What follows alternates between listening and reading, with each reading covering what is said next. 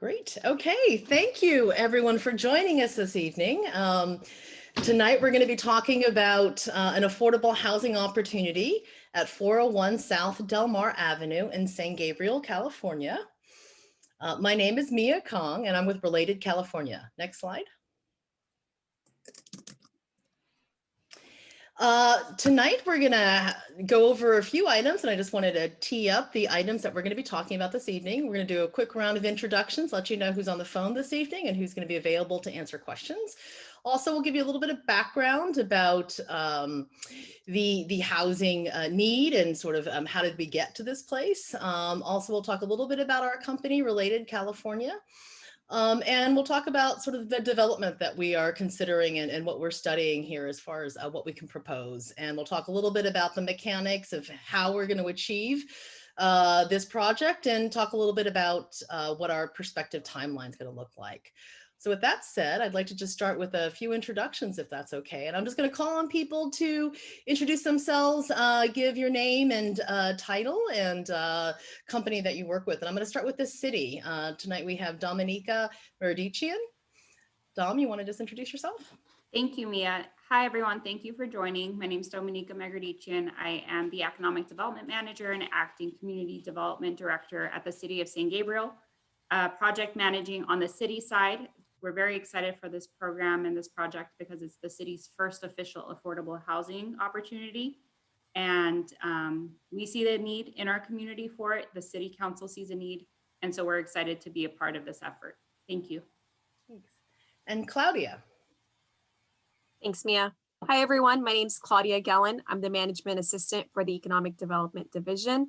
I'm Dom's right-wing woman and her second hat in spearheading this project for the city. And we're very excited for this opportunity. Thank you for joining us today. Thank you, Claudia. And we're also going to be joined tonight by Michelle Freirich, who's the Executive Director with the Asian Youth Center. Michelle? Thank you, Mia.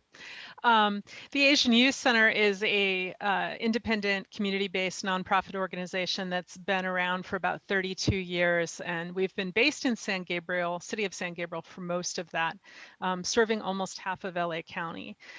We provide services for low-income, immigrant, and at-risk youth and families, and we're very supportive of making affordable housing available for low-income families who need it. Super, thank you, Michelle. And then last but not least, we have the Related team. Tonight we'll be joined by Rose Olson. Rose? Hi, my name is Rose Olson. I am a Senior Vice President with Related California, and we are very excited to be working in partnership with the City of San Gabriel on this affordable housing opportunity. And we're going to take some time to outline some of the goals and visions for the affordable housing project. So very happy to be here. Super, thanks, Rose. And Jennifer. Hello, my name is Jennifer Ingaram. How are you? I'm the project manager with Related California, and I'll be your partner in this as we go along this wonderful affordable housing project. Super. All right. Well, we're just going to get underway then. Next slide. So this, just a little background, sort of how we got here. As you heard, the City of San Gabriel really took a leadership role in trying to seek some affordable housing opportunities in the city. As you know, City of San Gabriel is a city that's fully built out. It's an area that doesn't have a lot of land. And so one has to be very creative when opportunities arise. And so the City of San Gabriel had the opportunity to put in a bid to purchase a piece of surplus land. And with that, they were able to partner with Related California, as we were selected to be the partner with the City of San Gabriel to begin to analyze and seek community input to develop, frankly, the city's first affordable housing in San Gabriel. So we're very excited to begin this adventure with the city. Next slide. So just quickly, just to give you a little bit of a baseline of sort of what the City of San Gabriel's housing needs look like. We were looking at some data that the Southern California Association of Governments, called SCAG, put forward, which really looked at just sort of the City of San Gabriel in terms of its current makeup of housing. As you can see, there's a growing need for rental housing. There's more of the population moving into rental housing. Although when you look at the production of multifamily, which is typically rental housing, you could see the city of San Gabriel really doesn't get a lot of housing built, primarily because, you know, it's a small city and doesn't have a lot of opportunity to build housing. So, you know, when there is a piece of land that you can build housing on, you know, we really have to be creative, because clearly the need is there, the demand is there. But really, you know, being able to deliver new units on the ground is challenging. And so we really want to be able to seize this opportunity so we can deliver some really needed housing units on the ground to serve the low income population of and some of the needs in San Gabriel. And so with that said, I'm gonna go to the next slide and have Michelle talk a little bit about just maybe what you've seen on the ground, especially, you know, with COVID, now that COVID's in the rear view mirror, but we certainly have experienced quite a lot over the last year. And I thought maybe Michelle, you could give us a little bit of background on what you've been seeing on the ground. Sure. Sure. So AYC has over the years served low-income immigrant populations, and there's kind of the model minority myth, particularly with Asian immigrants, that all Asian immigrants are actually wealthy, that you know, they're small business owners, they have a lot of money, they're independent, their kids are good at math, all that kind of stuff, right?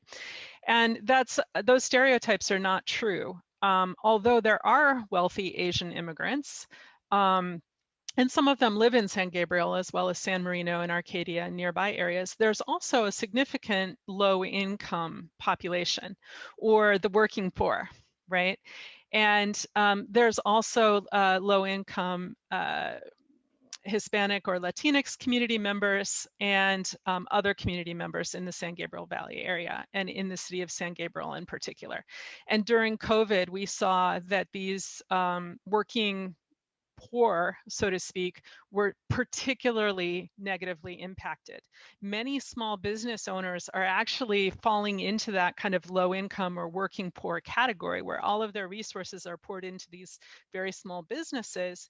And when the businesses were shut down, when people were laid off or their hours were cut back if they were employees, we saw significant increases in need for food as a basic staple, right? Our emergency food program, which was serving 50, 60 families once a month in January, and had been doing that on a monthly basis for many years, the demand for emergency food just went through the roof. We went from providing about 1,900 meals a month to over 60,000 meals a month by August. And, you know, we went from 50, 60 families a month to more than 700 families in the month of August. And we've seen that increase in demand has actually continued, even though some people have returned to work, even though some businesses are starting to reopen. There's been some long-term kind of economic fallout that is continuing to affect families. And we've also seen an impact on people's ability to pay rent. And in spite of the eviction moratoriums, people have really been challenged around housing. And I'm sure you'll be able to tell us more about how expensive housing is in California, in Los Angeles County, and in the city of San Gabriel. But most of the low-income programs actually look at family income based on all of the income of everybody in the housing unit by household. And in LA County in Southern California, most low-income families actually have multiple generations and sometimes multiple families of siblings, all living together, all working. And so you might have 8 adults working in one household. And in using the federal poverty guidelines and the California standard, even if you have 8 people living in the family and you have 4 or 5 of those people working, a few of, you know, assume a few are children and 1 or 2 is a senior, they would have to make a combined income of more than $70,000 in order to not be considered low income. So when we're talking about low income families, I mean, we're not talking about people who have no income. We're talking about those people who are struggling and who are right on those fringe. And you know, affordable housing can really help those families. So that's what we're here to advocate for. Oh, Michelle, you say that so well. Thank you so much for that perspective. And it really shines a light on frankly, you know, the fact that people do have to all live together because there is such a lack of housing. I mean, part of why I think, you know, people do all have to move in together is because not only is it a cost, but just lack of housing itself. So Yeah. thank you so much for those comments. It really helps to frame our conversation in terms of need. And with that, maybe we'll go to the next slide. And we'll move right into affordable housing development and the vision for what might occur here on this site. I wanted just to quickly tell you about the team, Related California. We are one of the largest affordable housing developers in the state with a vast amount of experience. Real estate development, as you can imagine, is a very challenging field. Affordable housing times 10. It adds just a lot of complications, but really it's the mission and the city building and the community building and the affordable housing that really drives so much of the dedication of our staff and the reason why we do the work that we do. Next slide. So again, Related California has been delivering affordable housing developments that are visionary, strengthen the community, and really help to transform not only urban life, but the families that live in the housing that we build. And so for 30 years, Related California has been a leader in this arena. Next slide. Just a couple of our examples. Some communities we've built in Southern California. You know, again, we're one of the largest developers of affordable deed restricted housing. So that's for families and for seniors or for individuals. We've completed over 1,200 units of, again, deed restricted affordable housing in the state.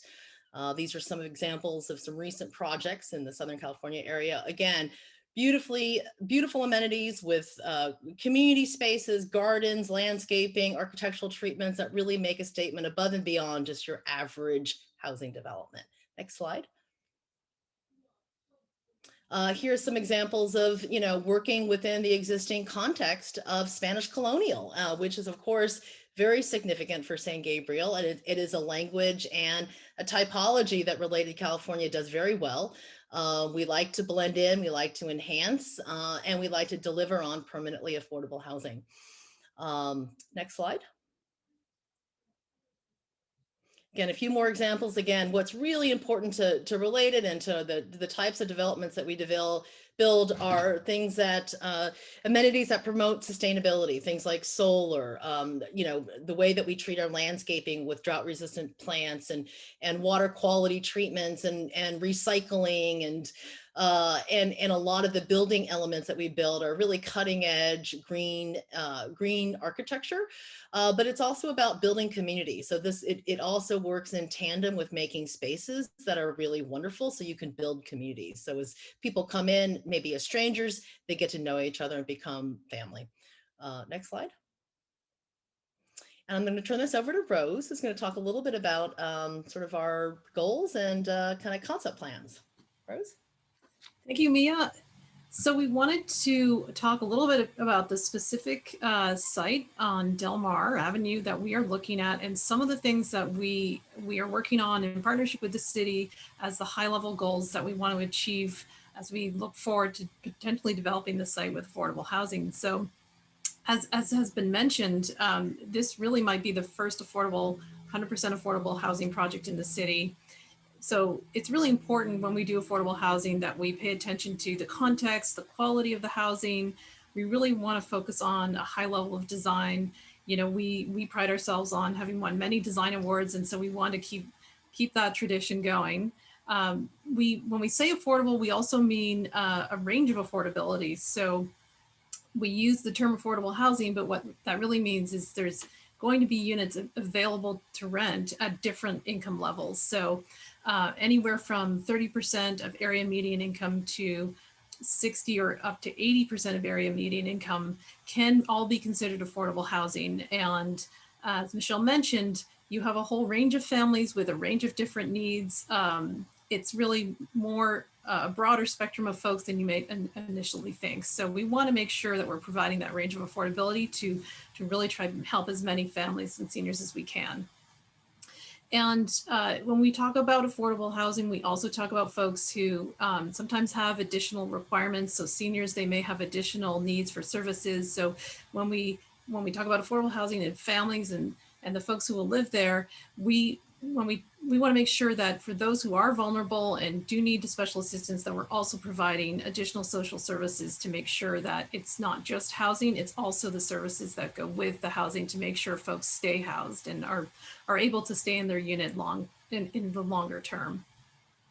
And I'll get into more specifics on the next few slides, but we'll touch on sustainability, how the neighborhood fit really is an important component of what we're going to do in terms of context and massing and scale. And as I mentioned, we can talk a little bit further about what kinds of amenities we like to include. So next slide, please. So we wanted to show, just as a starting point for discussion, we looked at a couple of different options. So we did a scheme, a very preliminary early concept for what a family affordable apartment community might look like. And we also did an initial scheme for what a senior community might look like. And there's a lot of commonalities between the two versions. So I'll touch a little bit on what we would include in any event, and then maybe a little bit what the difference between a family apartment community might look like versus a senior community. So to talk about the items that we would incorporate into any housing development, we would focus on, first and foremost, we do want to include a high level of amenity for the residents. So that would range from things like having a lot of open space and green space within the apartment community. We always have on-site property management. So we have a resident manager who lives there and makes sure that, that everything is being taken care of and that the community is being looked after. We have space for on-site social services as well. So we'll have offices and meeting rooms, sometimes conference rooms.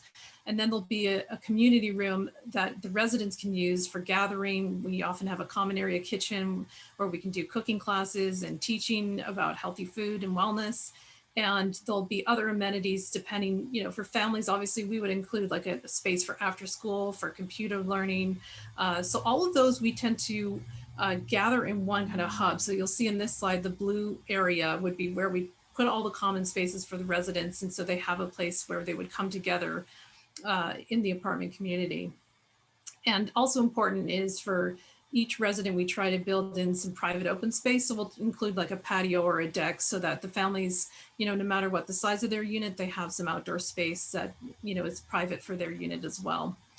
So to touch on the family proposal we have here, we're looking at 57 units. And when we talk about families, we're talking about a range of unit sizes. So anywhere from 1 bedrooms, 2 bedrooms, and 3 bedrooms. And what that allows, it allows anything from a smaller family to a larger family. And it provides that range of options that we want to look at. And again, it's about trying to provide housing that serves the community's needs.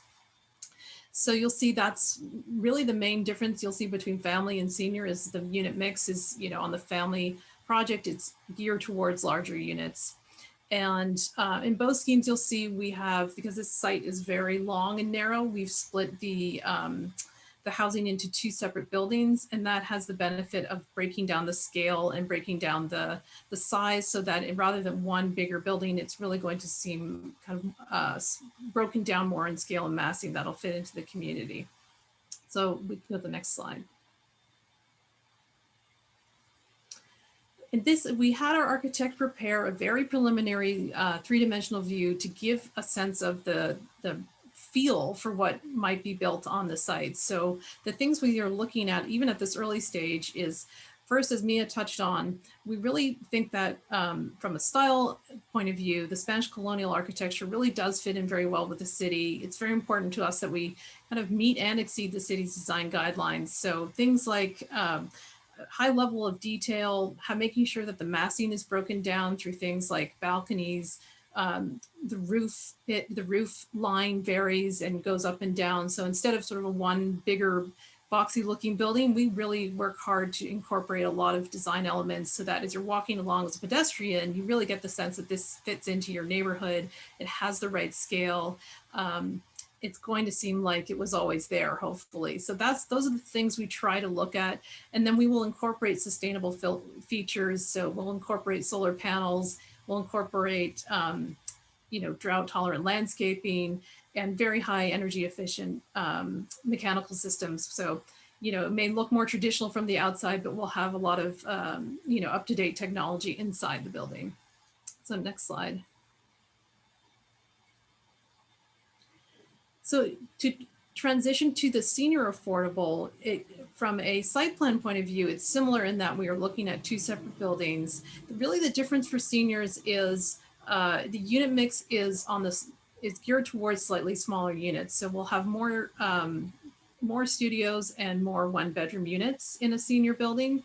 And that really is, again, because just the smaller household size you will see with a senior. So that's really the main difference. Similarly, we'll have the common area spaces that I talked about.